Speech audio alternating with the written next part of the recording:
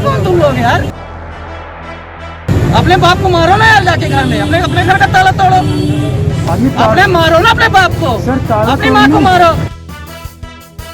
ये भी है कि तहसीलदार साहब जो इस तरीके का भाषा इस्तेमाल किए हैं हम लोग के ऊपर, तो उसके लिए माफ़ी मांग रहे हैं। ये तो नहीं, हम लोगों को बहुत बुरा लगा। वो ऐसे पद में बैठे हुए हैं अभी कि हम अगर उनके खिलाफ कुछ भी बोलेंगे, ठीक है, हमारा एक FIR से हमारा ख़त्म हो जाएगा सपना। कितने लोगों का सपना खत्म करें? अगर FIR गिने चुने लड़कों के ऊपर किया जाता है जो वहाँ पे थे, है ना, तो सारे लड़के आगे आएंगे।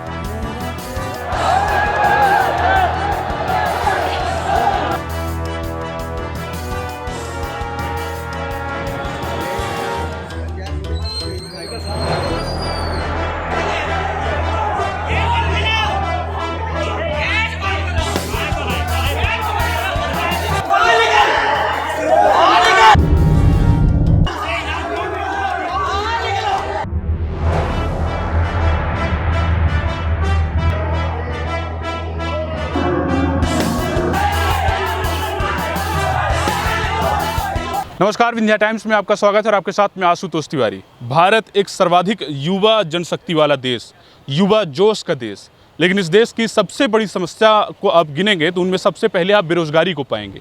बेरोजगारी और बेकारी इतनी बड़ी समस्या है इस देश में जो विकराल रूप धारण कर रही है। सरकारों को पर्याप्त मौके निकालने चाहिए जिससे युवाओं को रोजगार दिया जा सके। पिछले दिनों रीवा में जिस तरह से घटनाक्रम देखा गया, जिला मुख्यालय का घेराव किया गया और जिला मुख्यालय का घेराव कर युवाओं ने सेना में भर्ती निकाले जाने की मांग की। ये मांग पूरी तरह से जायज़ थी, लेकिन जो घटनाक्रम, जो स्थितियां वहां पर बनी वो बेहद चिंताजनक थी कि एक अफसरनुमा अधिकारी जो इस तरह के बयान देते हैं कि अपने माँ बाप को मारो जाके, ये आपत्तिजनक जो शब्दों का इस्तेमाल किया गया, इससे कहीं ना कहीं युवाओं में आक्रोश है। और कई सवाल जो खड़े हुए, मीडिया रिपोर्ट में जिस तरह से खबरें छपी, उस दिन क्या हुआ था ये जानने के लिए आज हम उन तमाम युवाओं के पास आए हुए हैं जो उस दिन के घटनाक्रम में थे। लगभग इतने लोग थे और भारी तादाद में। सबसे पहला सवाल यही है कि क्या आज़ाद भारत में कल भारत अपना स्वतंत्रता का वर्षगांठ मनाने जा रहा है, स्वतंत्रता का जश्न मनाने जा रहा है, ऐसे में क्या इस देश में युवाओं को रोजगार का अधिकार पाना क्या किसी प्रकार का गुनाह है? क्या उस जज्बात के साथ कि वो अपनी देश सेवा में जाना चाहते हैं और सेना में भर्ती होना चाहते हैं, क्या सेना में भर्ती निकाले जाने की मांग करना गुनाह है क्या? और सबसे बड़ा जो सवाल है कि अगर सिरमौर चौराहा से होते हुए सैकड़ों युवाओं का जो जत्था है वो जिला मुख्यालय की ओर बढ़ता है, कलेक्ट्रेट की ओर बढ़ता है, ऐसे में क्या प्रशासन के कानों कान खबर नहीं लगी कि प्रशासन के वो नुमाइंदे जिनको ज्ञापन लेने के लिए बेहद ज़रूरी था कि वो वहाँ पर आते और गेट में तमाम मोर्चा संभाल कर युवाओं की समस्याओं को सुनते, खुद रीवा कलेक्टर को आना चाहिए था, सुनना चाहिए था कि आखिर युवाओं की समस्या क्या है। लेकिन ये कह देना कि वहाँ पर मीडिया रिपोर्ट में भी ये खबरें छापी गई, प्रशासन का ये पक्ष है कि वहाँ पर लोग सुनने के लिए आए हुए थे, लेकिन ये सरासर गलत है। ये ऐसा युवाओं का कहना है। इसके अलावा इसमें 3 जो भ्रामक चीज़ें कही गई। पहला ये कहा गया कि जो युवा हैं वो दीवार के गेट पर चढ़ गए थे, ये पूरी तरह से गलत है, ये ऐसा युवाओं का कहना है। इसके अलावा ताला तोड़ा गया था, ये भी गलत है। और इसके अलावा ये कि वहाँ पर वो प्रशासन का कोई वो अफसरनुमा अधिकारी था जो ज्ञापन लेने के लिए तैयार था, लेकिन युवा जबरन कलेक्ट्रेट परिसर के भीतर घुस गए। आज देश में जो ये विकट स्थिति उत्पन्न है, जो भारत की जो बेरोजगारी दर है वो 2021 में बढ़कर 6.5% हो गई है, ग्रामीण इलाकों में 7.1% है। तो ये स्थिति कहीं ना कहीं चिंताजनक है। आज हम वो उन चीज़ों को जानने का प्रयास करेंगे कि आखिर उस दिनों के हालात क्या बन गए थे, आखिर उस दिन हुआ क्या था। आप थे उस दिन के घटनाक्रम में? जी सर, वहाँ पे हम लोग मौजूद थे। क्या हुआ था? हम लोग यहाँ सिरमौर चौराहा से काफ़ी हमारे साथीगण जितने भी थे, हम लोगों का मांग था कि हम लोग जबलपुर JRO और ARO में भर्ती 2-3 साल से नहीं आ रही थी। तो हम लोगों ने कोशिश किया था कि हम लोग कलेक्टर साहब से मिलेंगे, लेकिन हमारी उनसे मुलाकात नहीं हो पाई। और हम लोग वहाँ पे मौजूद थे और खड़े थे वहाँ पे सब लोग, लेकिन कोई भी वहाँ पे ऐसा नहीं व्यक्ति था कि जो हमको वहाँ पे बात करे हमसे या फिर हमारा ज्ञापन ले हमसे। कुछ नहीं किया गया। ऊपर से फिर गेट खुला पड़ा हुआ था, मतलब आधा खुला हुआ था और समथिंग कुछ बच्चे अंदर चले गए थे, जिसकी वजह से हमको ये कहा गया कि आप लोग अंदर घुस आए, हंगामा किए वगैरह वगैरह। कुछ बच्चे गए थे लेकिन वो बाद में वापस आ गए थे, शांतिपूर्वक सारे वापस आए थे। कलेक्टर साहब वहाँ से हमको आके बोल रहे हैं कि आप अपने माँ बाप को जाके मारो, मम्मी को मारो, पापा को मारो। तो हमको ये बिल्कुल अच्छा नहीं लगा। तहसीलदार, नायब तहसीलदार जी, तो उन्होंने हमको ये बोला कि आप अपने माँ बाप को मारो जाके। हम पूछते हैं कि सर अगर वही हमारे बड़े हैं वहाँ हमारे मतलब ज़िला के, तो वो बड़े ही हैं हमारे लिए, तो अगर वही हमसे ये बोलेंगे तो हम किसके तरफ जाएंगे, कहाँ क्या करेंगे हम नहीं, लोग। उस दिन हुआ क्या था जब आप कलेक्ट्रेट परिसर के अंदर जब दाखिल हुए, जब युवाओं का वो सैलाब जब भीतर पहुंचा, उसके बाद क्या हुआ जब आप अंदर वो कैंपस के अंदर जब जाते हैं, और फिर उसके बाद किस तरह से हुआ, कितने लोग आए, अफसर कौन कौन अफसर आया, पुलिस किस तरह से आई, वो अंदर क्या हुआ था? पुलिस पहले बाहर में मौजूद थी, ठीक है। पहले हम लोग वहाँ से जब निकले अंदर गए, कुछ हमारे साथीगण गए हुए थे अंदर, तो फिर क्या कहते हैं वहाँ से हमारे तहसीलदार साहब समथिंग कुछ अब्यूजिंग लैंग्वेज भी यूज़ कर रहे थे, ठीक है। तो फिर वहाँ से फिर हम लोगों को भगा दिया गया अंदर से। हम लोग ये चाहते थे कि हम लोग वहीं पे बैठ जाएं, शांतिपूर्वक बैठना चाह रहे थे, जिससे कलेक्टर साहब हमसे आके मुलाकात करें, लेकिन कलेक्टर साहब हमसे मुलाकात नहीं किए। ये भी आरोप लगा आप लोगों के ऊपर कि आपने कलेक्टर की गाड़ी रोकी, क्या इसमें कितनी सच्चाई है? नहीं सर जी, हम लोगों ने गाड़ी किसी ने कहीं नहीं रोकी है। हम लोगों को वहाँ से बाहर निकाला गया, हम लोग शांतिपूर्वक बड़े आराम से बाहर आए हैं और बाहर आके हम लोग बैठे रहे हैं। क्या मांगे थी आपकी? हम लोगों की मांगे थी कि हम लोगों को भर्ती का मौका दिया जाए। 2 साल 3 साल से भर्ती नहीं आ रही है जबलपुर JRO ARO में। हम लोगों को भी बुलाया जाए, हम लोगों को बराबर मौका दिया जाए। हमारी ओवर एज हो जा रही है, हम क्या करेंगे सर, ओवर एज हो जाएगी तो। वहाँ पे एक कांस्टेबल जी कह रहे थे कि क्या कहते हैं आप लोग पुलिस की तैयारी करिए। हम लोगों को, हमारा सपना है आर्मी में जाना, हम लोग पुलिस की तैयारी क्या है करें? हमारा जब सपना ये है, पहले हम अपना सपना देखेंगे, जब हमारी उम्र है तो हम सपना देखें अपना, फिर नहीं मिलेगा तो फिर हम अपना देखेंगे जो भी करना होगा हमें। सबसे बड़ा और अहम सवाल ये हो जाता है कि क्या कलेक्ट्रेट परिसर का जो गेट था उसका ताला तोड़ा गया था? ऐसे आरोप लगाए हैं मीडिया में, एक ऐसी खबरें भी छपी। ताला जब तोड़ा जाता है तो गेट अक्सर क्या पाया जाता है, गेट लगा हुआ हो, ऐसा हो, आगे पीछे ना हो। गेट आगे पीछे था, तो ऑफिस सी बात है कि वहाँ पे गेट में ताला नहीं रहा होगा। और इतना आसान तरीके से गेट का ताला कैसे टूट जाएगा? 2 सेकंड में गेट का ताला टूट जाएगा, कॉमन सेंस की बात है सर जी। ये कहा गया कि अभद्रता भी की गई। भद्रता हमारी तरफ से तो नहीं करी गई है, जितने हमारे साथी थे, जितनों को हम जानते हैं, बाकियों का हम नहीं बता सकते हैं। लेकिन हाँ, अंदर गए थे जो कि हमारी गलती थी, लेकिन हम लोग वहाँ पे शांतिपूर्वक गए थे और हम वहाँ पे बैठना चाह रहे थे, बाहर ही बैठना चाह रहे थे, जिससे कलेक्टर साहब आए। कहे कि हम जब गेट में खड़े थे तो गेट में कोई नहीं आया था, पुलिस वाले थे जो कि आराम से खड़े हुए थे, कोई दिक्कत नहीं थी सर। वहाँ पर गेट खुला पाए, बच्चे अंदर गए, वहाँ पर बैठे, लेकिन वहाँ से हमको भगाया गया। हम लोग समझा के हमको बोला गया कि आप लोग बाहर जाके करिए, हम आ रहे हैं मिलने के लिए, जिस वजह से हम लोग बाहर भी आए। जब हम बाहर आए तो कलेक्टर साहब कहते हैं, क्या नाम है, हमारे तहसीलदार साहब कहते हैं कि आप अपने माँ बाप को मारिए, आप अपने माँ बाप के साथ ऐसा करिए। हम अपने माँ बाप के साथ ऐसा करेंगे? हम सर आर्मी की तैयारी कर रहे हैं, आर्मी डिसिप्लिन होती है, हमारे अंदर भी डिसिप्लिन है। नहीं भी होगा उतना तो थोड़ा बहुत तो है हमारे अंदर। हम अपने माँ बाप को मारेंगे? हमको यही शिक्षा मिलती है। हमारे बड़े अफसर लोग ऐसा बोलेंगे हमको करने के लिए, हम लोग यही करेंगे। उस दिन के घटनाक्रम को आप कैसे देखते हैं? जैसा कि हमारे बड़े भाई बता रहे हैं, ये सार्वभौमिक सत्य है, ठीक है। इसी प्रकार से पूरी प्रक्रिया हुई है। वहाँ पे हम लोग गए थे, वहाँ पे बाकायदे मतलब हम लोग मानते हैं कि थोड़ी बहुत गलती हुई है हम लोगों से, जो कि थोड़ा बहुत डिसिप्लिन हम लोग नहीं फॉलो कर पाए, क्योंकि कई जगह से लड़के आए थे, कई तहसील से, जहाँ से भी लड़के प्रिपरेशन कर रहे थे, गांव से कहीं से भी, मतलब सब आक्रोश में थे, सब आक्रोश में थे। आज 2-3 साल से भर्ती नहीं आ रही, इस वजह से ना जाने कितनी की लास्ट स्टेज पे है, ना जाने कितनी एज ख़त्म होती जा रही है। बचपन से सपना है उनका आर्मी ज्वाइन करने का, इंडियन आर्मी ज्वाइन करने का, तो सब आक्रोश में थे। और हाँ, वो सिर्फ न्याय चाहते थे, वहाँ आके यहाँ पे कोई भद्रता नहीं करना चाहते थे, कोई गलत काम नहीं करना चाहते। तो बस उनका इतना मकसद था कि विज्ञापन एक्सेप्ट कर लिया जाए। हाँ, इतनी गलती हुई कि वो जो हम लोग अंदर प्रवेश कर गए, नहीं जाना चाहिए था। और क्यों न जाए, जब कोई बाहर नहीं आ रहा है। हम लोग इतने देर से वेट किए थे कि कोई बाहर आए, हमारा विज्ञापन एक्सेप्ट करे, उधर से कोई रिस्पांस नहीं आ रहा था। तो ये कहा गया उस समय, ये कहा गया कि जो अखबार में जो छपा, कई मीडिया रिपोर्ट में ये छपा कि जब आप लोग गए, उस समय जब आप लोग गेट में पहुंचे, जब वहाँ पे गेट में कुछ लोग लटकने लगे थे और फिर उसके बाद वो उधर से प्रशासनिक अधिकारी आए थे और वो ज्ञापन लेने के लिए तैयार थे, ऐसी खबरें छपी थी। तो क्या वो चीज़ सही नहीं है? नहीं, उधर से कोई रिस्पॉन्स नहीं आया था। इस वजह से हम मानते हैं कि हाँ, 2-4 बंदे, वो कई बता तो रहे, कई ग्रामीण क्षेत्र से आए थे, है ना, कोई यहीं से प्रॉपर यहीं के नहीं था, कई अलग अलग क्षेत्र से आए थे। तो 2-4 लड़के ऐसे थे कि जो कि हिंसा मैं ये पूछ रहा हूँ, मेरा सवाल ये है कि क्या कोई अधिकारी गेट में जब इतनी भीड़ वहाँ पर पहुँची तो क्या कोई अधिकारी गेट में वो ज्ञापन लेने के लिए आया था? सर हमको ये बताइए, अगर हमारे बड़े वहाँ पे अगर मौजूद होंगे, जैसे कोई बड़ा अफसर मौजूद होगा, तो हम ऐसा क्यों करेंगे? हमारे अंदर कॉमन सेंस है, हम क्या कहते हैं, आर्मी की तैयारी कर रहे हैं, ठीक है सर, तो इतना तो हम मेहनत कर रहे हैं, दिन रात पसीना बहाते हैं सर, हम वहाँ पे जा रहे हैं, जब हमारा काम आसानी से हो जाएगा तो हम इस तरह का हरकत क्यों करेंगे? हम अंदर क्यों जाएंगे? नहीं, उस ये दिन के बताइए, बाद नहीं, तहसीलदार साहब ये बताएं कि हम लोगों की तरफ से ऐसी कौन सी गलती, क्या हो गया था जो उन्होंने ये कहा कि आप अपने माँ बाप को जाके मारिए? इतना बड़ा तो मतलब हम लोग विज्ञापन सिर्फ देने के लिए गए थे, और हाँ, देने क्यों ना जाएं? हम लोग बचपन से सपना है हम लोगों का इंडियन आर्मी ज्वाइन करें, 2 साल 3 साल से वैकेंसीज नहीं आ रही हैं, हम लोग यहाँ पे दिन रात एक करके मेहनत कर रहे हैं, है ना? तो ऐसे में हम लोग आक्रोश, मतलब गुस्सा तो आएगा। हालांकि गुस्सा नहीं थे, हम लोग बस इतना चाहते थे कि वो हमारा विज्ञापन एक्सेप्ट कर लें और रैली भर्ती कंडक्ट करवाएं, मतलब वो करवाएं, है ना? क्योंकि हम लोगों का एज का इफेक्ट पड़ जाएगा ना, इस वजह से न जाने कौन सी गलती हो गई जिस वजह से उन्होंने कहा कि जाके अपने माँ बाप को मारो, अपना गेट तोड़ो। ऐसा नहीं बोलना चाहिए था उन्हें, हम लोगों को बहुत बुरा लगा, है ना?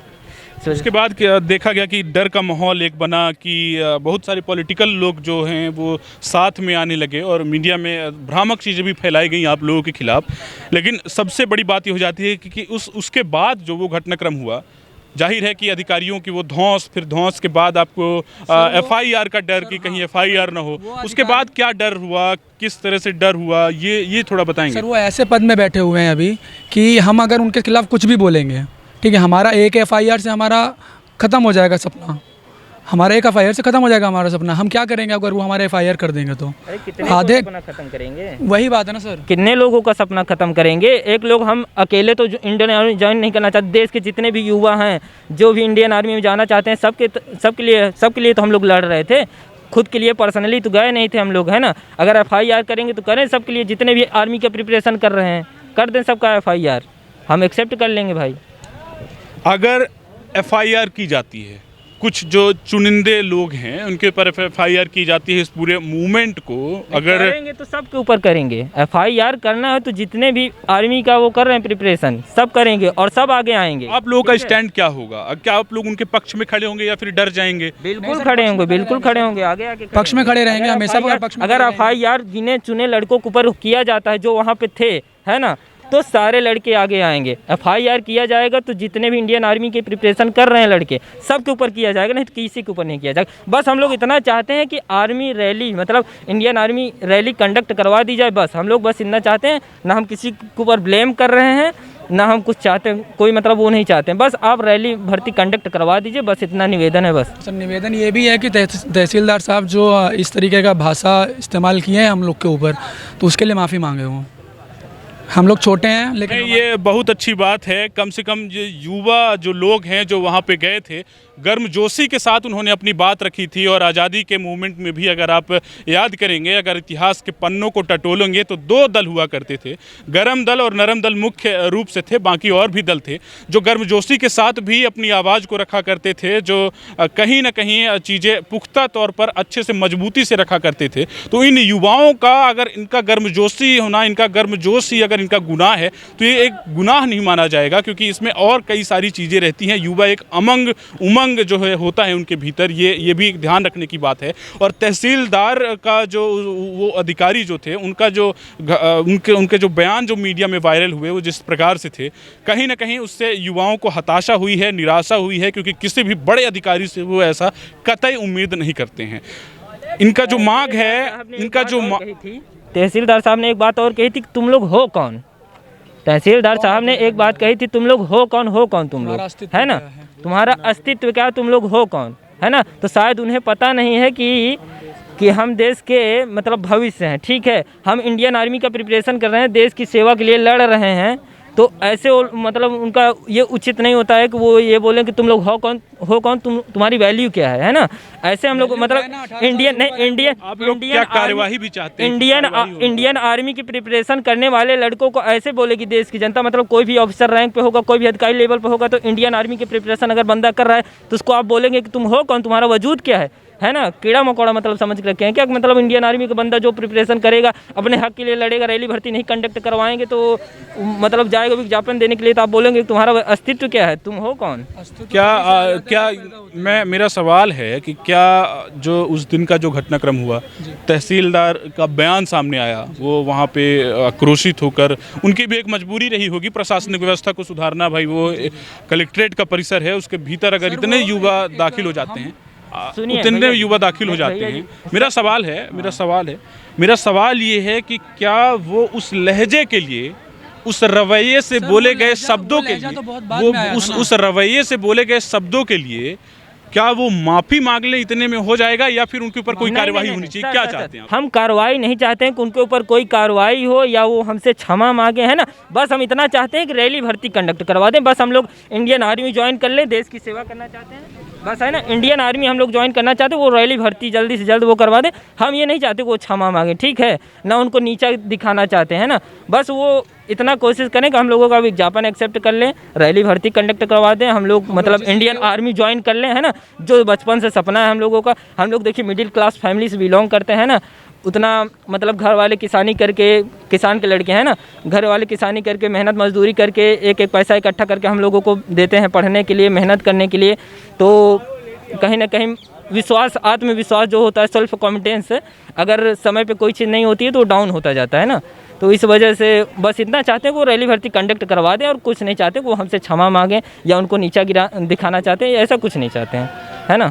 बस इतना कहना है कि वो बस रैली भर्ती नहीं तो भर्ती निकलवाना तो ये तहसीलदार के बस की बात नहीं है, ना ही जिला कलेक्टर की बस की बात है, इसमें सरकारों की भूमिका है। में है कि वो वहाँ पे जाके हमारी बात रख सकते हैं हमारी तरफ से। हम लोग किसके पास जाएंगे? हम लोग, हमारे लिए सब कुछ वही ना है, बड़े ओहदे पे बैठे हुए हैं वो लोग। वो जबलपुर जेडारो एआरओ में जाएं, हमारा विज्ञापन दें, वहाँ पे हमारी बात करें कि हमारे लड़कों को क्यों नहीं बुलाया जा रहा है, क्या दिक्कत है। हम लोगों को नहीं पता क्या दिक्कत है, लेकिन वो ऐसी जगह में है कि वो सारी बातें पता कर सकते हैं, हमसे बात कर सकते हैं। क्या हम लोग मतलब हमारे पास नौकरी नहीं है? लेकिन सरकार अगर वो मौके नहीं निकाल रही है युवाओं के रोजगार के लिए, तो उसमें उनकी गलती ऐसा नहीं है कि रैली भर्ती कंडक्ट हो चाहे ना हो, बस वो हमारे सपोर्ट में आ जाएं, है ना। रैली भर्ती कंडक्ट हो या ना हो, वो बस हमारे सपोर्ट में आ जाए और अपने ऊपर फॉरवर्ड कर दें ये मैसेज, है ना, कि रैली भर्ती जल्दी से जल्द कंडक्ट करो, अपने ऊपर फॉरवर्ड कर दें। हम नहीं कहते हैं कि वो पूरा अपने ऊपर रिस्पॉन्सिबिलिटी ले, है ना। जयपुर अलग अलग स्टेटों में भर्ती आ रही हैं, हम पूछते हैं कि हमारे मध्य प्रदेश में ही काहे नहीं आ रही हैं? हमारे वो भी जेडारो क्या जबलपुर जेडारो एआरओ में काहे नहीं भर्ती आ रही हैं? कहीं ना कहीं कुछ ना कुछ तो दिक्कत है सर। हमको कैसे पता चलेगा? हम इतने साल से तैयारी कर रहे हैं, हम यहाँ पर दिन रात बराबर एक मेहनत कर रहे हैं, ठीक है, तो हमको पता है, हमका जानने का ये हक नहीं है कि हमारा भर्ती क्यों नहीं आ रही है। अगर आप तो जान सकते हैं कि कोरोना की वजह से रैली भर्ती नहीं कंडक्ट कराई जा रही है, तो कोरोना की वजह से आप इतने ज़्यादा मॉल्स वगैरह क्यों खोले जा रहे हैं जहाँ पे काफ़ी ज़्यादा भीड़ इकट्ठा होती है? रैली वगैरह आप मतलब चुनावी माहौल में आप लोग रैलियाँ निकालते हैं, उसमें तो कोरोना नहीं फैल जाता है ना, देश के मतलब इंडियन आर्मी की प्रिपरेशन करने वाले। लेकिन कोरोना की वजह से कहीं ना कहीं प्रभावित तो हुआ, बड़ा तबका प्रभावित हुआ, उद्योग चौपट हुए, उद्योग धंधा बंद हुआ, इसके साथ साथ सब मौके कम हुए। सब फिर आप वो करिए ना मॉल खोलिए जहाँ पे भीड़ इकट्ठा होती है, सब वो करिए, न चुनाव करवाइए। भरे बीच मतलब कोरोना टाइम चल रहा था, तब भी रैली बीजेपी की बहुत सारी हुई हैं और अन्य पार्टियों की भी हुई हैं। अभी भी उत्तर प्रदेश में चुनाव होने वाले हैं जहाँ तक है सर, तो वहाँ पे चुनाव हो रहे हैं। अब वहाँ पे नहीं आएगा हमारी रैली भर्ती में, जहाँ पे 2000-4000 लड़के पहुँचेंगे, युवा पहुँचेंगे, वहाँ पे हमारा कोरोना हो जाएगा, बहुत जल्दी हो जाएगा। नहीं, ज़्यादा हम लोग कुछ नहीं कहना चाहते, क्या कैसे है, कैसा मतलब क्या सिस्टम चल रहा है देश का, है ना। सरकार जो भी कर रही है उचित कर रही है, ठीक है, जो भी करेगी। हम समझते हैं कि जो हमारे मतलब नरेंद्र मोदी जी, जो हमारे प्राइम मिनिस्टर माननीय प्रधानमंत्री जी हैं, जो भी करते हैं मतलब सब उनके नज़र में होता है ना, जो भी करेंगे अच्छे से, मतलब अच्छे के लिए करेंगे। तो जिम्मेदार कौन? अगर जिम्मेदारी किसकी आप देख रहे हैं कि अगर रोजगार के अवसर कम हो रहे हैं, हम जिम्मेदारी तो सरकार की जिम्मेदारी आप इसमें तय कर रहे हैं कि उन अधिकारियों की जिम्मेदारी तय कर रहे हैं जो बैठे हैं? अधिकारी की जिम्मेदारी सर किसी की नहीं है, मतलब वैसा जिम्मेदारी है हमारी बात सुनना, उनका मानना हमारी है, लेकिन इसमें जिम्मेदार नहीं है कोई भी पर्टिकुलर, कोई नहीं है। हमको पता करना है कि भाई हमारी भर्तियाँ क्यों नहीं आ रही हैं। सर हम तैयारी करते जा रहे हैं, हमको ये नहीं मालूम रहेगा कि हम 1 महीने बाद भर्ती है कि 2 महीने बाद भर्ती है, हम कब तक तैयारी करते रहेंगे? इतने में तो हमारा ओवर एज हो जाएगा। 6 महीना बचा हुआ है, 7 महीना बचा हुआ है। ऐसे भी कोरोना की वजह से बहुत नुकसान हुआ है। दो साल कोरोना का क्या लॉकडाउन लगा रहा है, जिसकी वजह से कुछ नहीं हो पा रहा है। अब अलग अलग स्टेटों की भर्ती आ रही हैं, कई जगह चुनाव माहौल चल रहा है, बहुत चीज़ें चल रही हैं, शादी हो रही हैं लोगों की, कोई मॉल बन रहे हैं, मॉल का सही उद्घाटन हो बात रहा है। है, मतलब भर्ती निकालना चाहिए। जब नेताओं की रैली हो रही है तो कम से कम भर्ती तो रोजगार के लिए निकाली जा सकती है। रिलेशन भर्ती इतनी निकल रही हैं, ठीक, हर महीने निकल रही हैं, अगले महीने भी हैं। अब वहाँ पे भी नहीं आएंगी क्या? केवल क्या कहते हैं, हमारी ओपन रैली भर्ती बस में क्या कहते हैं कोरोना आ जाएगा। उस दिन का जो घटनाक्रम था, आप भी थे वहाँ पे?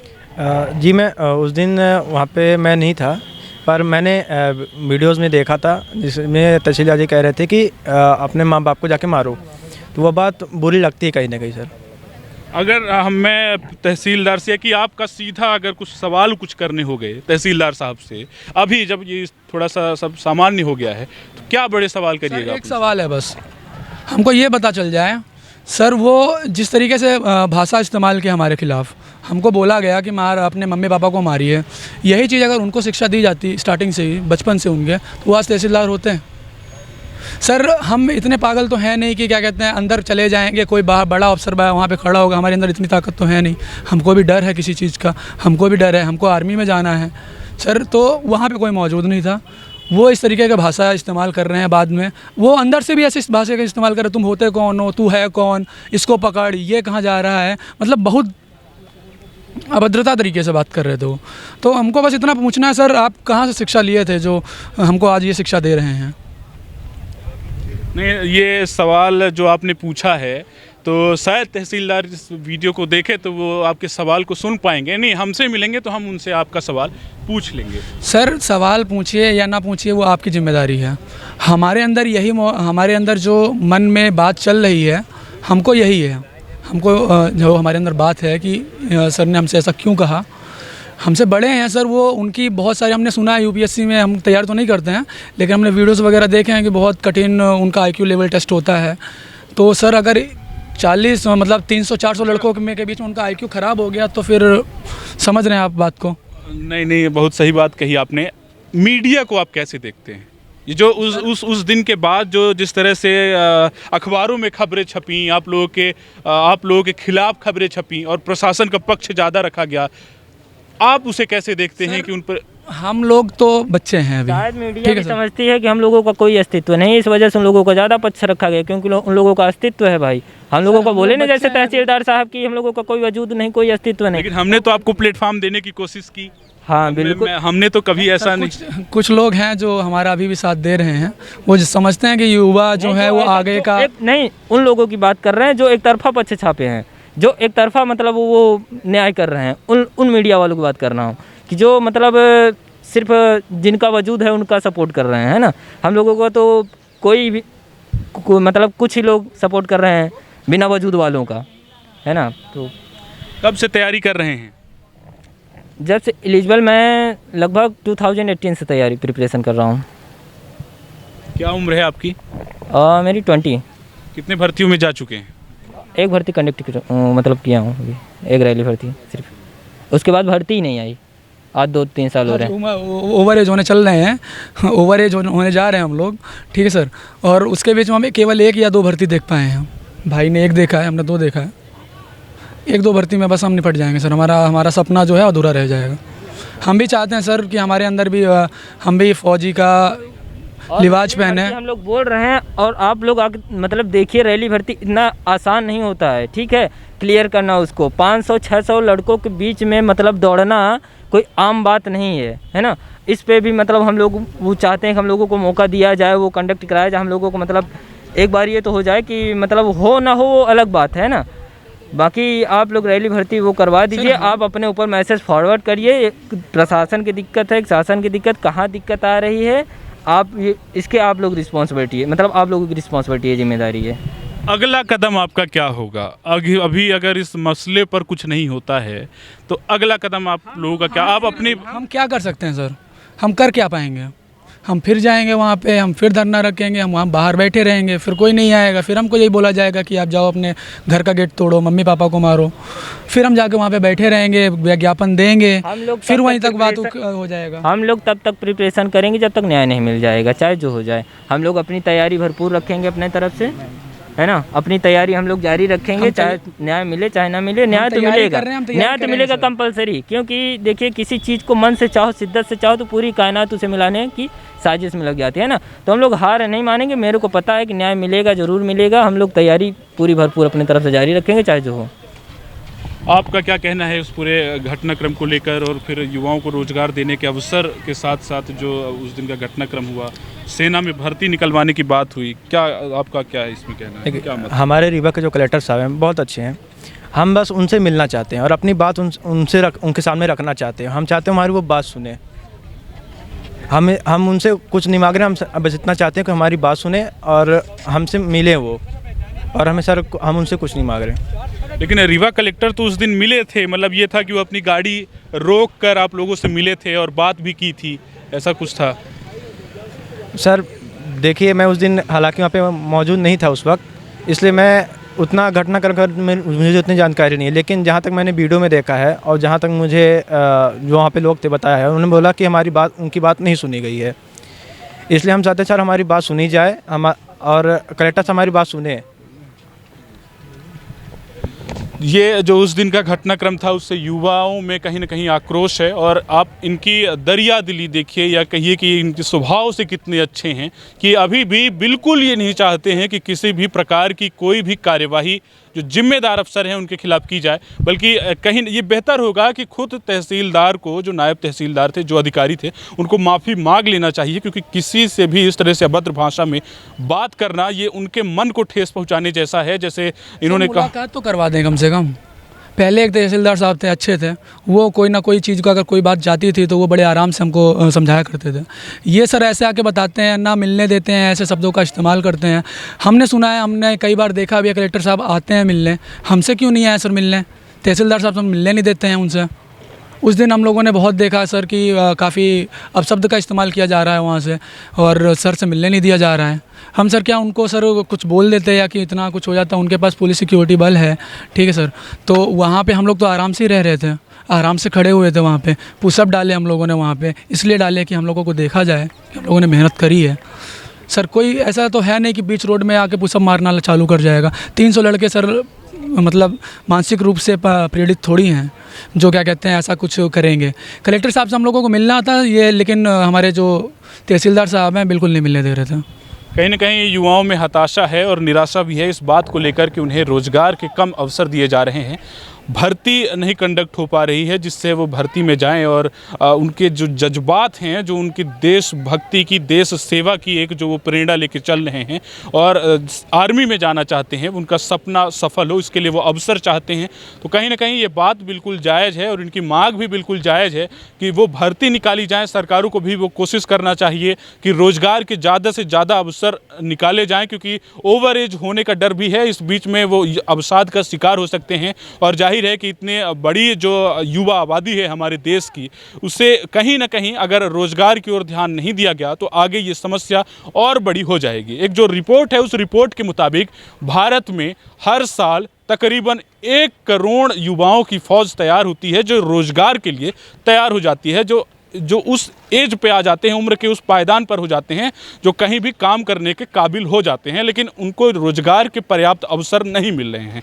फिलहाल जो युवाओं में आक्रोश है और जो उस दिन का घटनाक्रम रहा उस पर हमने जानने की कोशिश की कि आखिर उस दिन का घटनाक्रम क्या रहा। जो कुछ भी था मैंने पूरी कोशिश की कि मैं हर पक्ष को दिखाऊं। उस तरफ से मेरा कोई ये उद्देश्य नहीं है कि मैं इन लोगों का पक्ष रखूं और उन चीज़ों को छोड़ दूं जो एक अफसर की भी जिम्मेदारी रहती है कि वो तमाम उन चीज़ों को व्यवस्थित ढंग से कर सके। लेकिन सवाल फिर भी उससे कम नहीं हो जाते हैं कि आखिर क्या उस दिन, जो सबसे बड़ा जो सवाल है, क्या उस दिन कलेक्ट्रेट गेट के पास वो अधिकारी ज्ञापन लेने के लिए आए थे? क्या युवाओं ने ताला तोड़ा था? इनका कहना है कि उन्होंने ताला नहीं तोड़ा था। इनका कहना है कि ना ही कोई अधिकारी आया था। इनका कहना है कि इन्हें कलेक्टर से मिलने नहीं दिया गया था। इतनी बड़ी संख्या में जब युवा पहुंचे वहां पे, तो क्या प्रशासन के कानों कान ये खबर नहीं लगी कि वो जाके तुरंत कलेक्टर को इस बात की सूचना दें और कलेक्टर आएँ और उनसे मुलाकात करें और उनकी बातों को आगे पहुँचाएँ। मात्र इनकी इतनी ही मांगे थी, इसी उद्देश्य से इन्होंने वो प्रदर्शन किया था, रैली निकाली थी और अपनी बात को रखा था। फिलहाल आगे देखना होगा कि इस घटनाक्रम में क्या नया मोड़ आता है। आप बने रहिए विंध्या टाइम्स के साथ। बहुत बहुत धन्यवाद।